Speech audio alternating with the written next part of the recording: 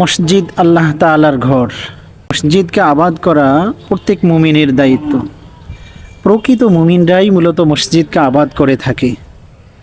মহান রব্বুল আলামিন সূরা তাওবার 18 নম্বর আয়াতে ইরশাদ ফরমান, ইন্নামা ইয়া'মুরু মাসাজিদাল্লাহি মান আমানা বিল্লাহি ওয়াল ইয়াউমিল আখির ওয়া আকামাস সালাতা ওয়া আতাজ যাকাহ ওয়া লাম ইয়াখশা ইল্লাল্লাহ ফাআসা উলাইকা আন ইয়াকুনু মিনাল মুহতাদিন।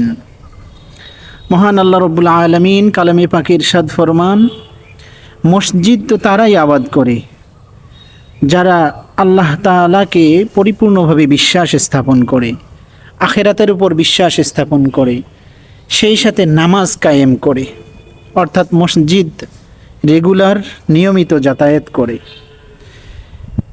এবং সাথে সাথে যাকাত প্রদান করে।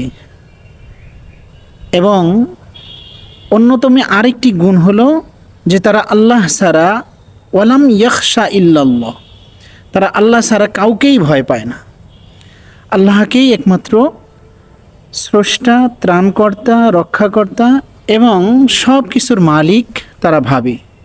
আল্লাহ পাক এই আয়াতের শেষে বলেন, উলাইকা আন ইয়াকুনু মিনাল মুহতাদিন।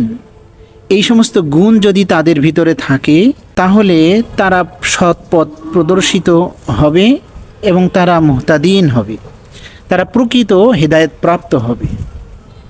আল্লাহ পাক আমাদেরকে মসজিদ আবাদ করার গুণাবলী অর্জন করার তৌফিক দান করুন।